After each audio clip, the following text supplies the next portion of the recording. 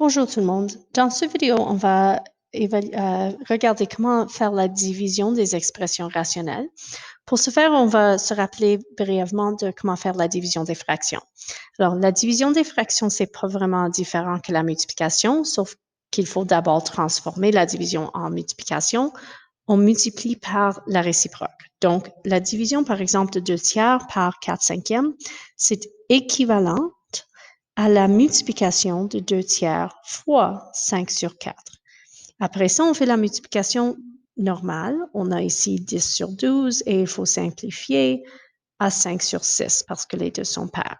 Ça, c'est l'idée générale lorsqu'il faut diviser des expressions rationnelles. On convertit d'abord en multiplication et on fait la multiplication. Il y a une implication sur les valeurs non permises qu'on va discuter, mais c'est essentiellement la multiplication. Donc, si on considère 12x³ sur x plus 5 divisé par 28x à la puissance de 5 sur 2x plus 10, notre première étape sera de convertir 12x³ sur x plus 5 fois 2x plus 10 sur 28x à la puissance de 5. Et là, on factorise et simplifie comme d'habitude. Alors, 12x³, je vais l'exprimer comme 4 fois 3, parce que je vois que 4 est aussi un facteur du 28, mais vous n'avez pas besoin d'écrire ça. X plus 5, je ne peux pas factoriser. 2x plus 10, c'est 2 fois x plus 5. Et 28, je vais exprimer comme 4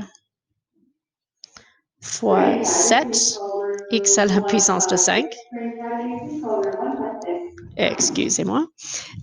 Maintenant, je peux regarder et chercher des facteurs communs. J'ai le x plus 5, évidemment. Le 4, oui. Pour le x³, je peux éliminer le x³ et je remarque que x à la puissance de 5, c'est comme x³ fois x au carré.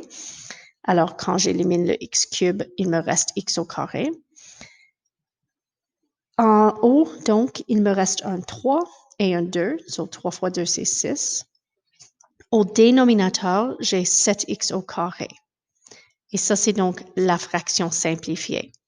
Pour les valeurs non permises, il faut considérer tout ce qui était au dénominateur à n'importe quel moment, c'est-à-dire le x plus 5, qui était au dénominateur, mais je l'ai éliminé.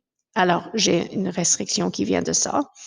Le x à la puissance de 5 ou x au carré, les deux, qui sont au dénominateur, vont donner une valeur non permise. Et je dois aussi considérer le numérateur de la deuxième fraction, parce que ce numérateur était au dénominateur au début. Dans ce cas, à cause du fait que c'est juste le facteur x plus 5, ça n'introduit pas de nouvelles restrictions, mais quand même, il faut considérer. Dans ce cas, mes deux restrictions sont que x n'égale pas 0 et x n'égale pas moins 5. Considérons un autre exemple.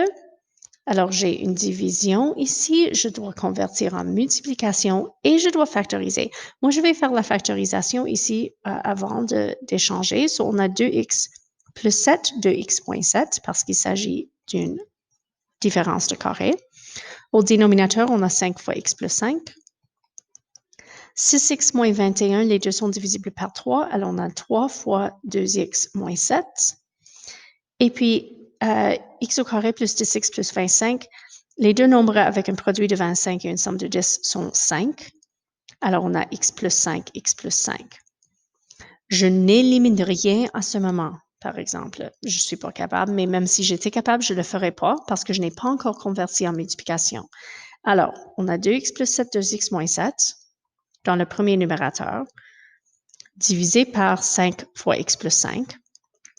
Maintenant, je change en multiplication. On a x plus 5 fois x plus 5.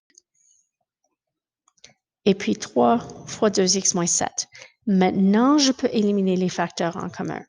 Donc, facteur en commun de 2x moins 7, facteur en commun de x plus 5. Ce qui reste, c'est la réponse. On a 2x plus 7 fois x plus 5. On n'a pas besoin de distribuer. On va laisser en forme factorisée. Au dénominateur, 5 fois 3, donc juste 15. Ça, c'est la fraction simplifiée. Les restrictions viennent de tout facteur qui était au dénominateur à n'importe quel moment. Donc, x plus 5 et 2x moins 7 qui sont au dénominateur avant que je les élimine. mais aussi les 2x plus 5 qui sont au numérateur de la deuxième fraction qui étaient au dénominateur au départ. Dans ce cas, ça n'introduit encore une fois pas de nouvelles restrictions. Alors, on a les restrictions x n'égale pas moins 5 et x n'égale pas positif 7 sur 2. Ce sont les deux restrictions avec la fraction simplifiée. Un dernier exemple, on a x au carré moins 36 divisé par x plus 9. Je vais factoriser ce x au carré plus moins 36 à x plus 6, x moins 6, divisé par 5x moins 30, que je peux factoriser à 5 fois x moins 6, et x au carré moins 81, qui est x plus 9, x moins 9.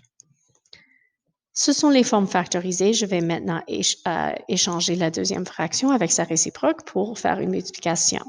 On a donc x plus 6, x moins 6, divisé par x plus 9, multiplié par x plus 9, x moins 9,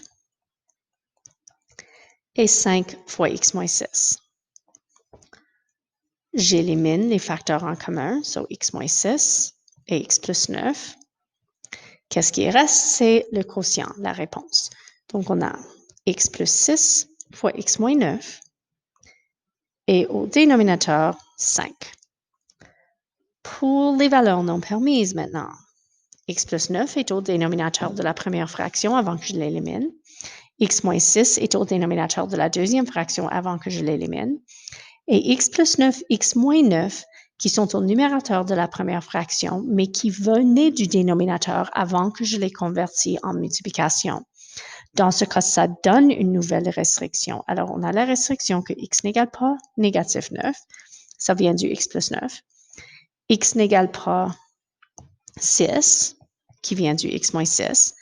Mais j'ai aussi la restriction que x n'égale pas 9, positif 9, parce que j'ai un x moins 9 au numérateur de la deuxième fraction seulement. Le x plus 6 ne m'intéresse pas, c'est seulement si c'était dans un dénominateur. Je peux raccourcir ceci un petit peu en écrivant x n'égale pas positif ou négatif 9 dans une seule expression, mais ce n'est pas nécessaire, on peut l'exprimer séparément, les exprimer séparément, mais ça c'est la réponse finale.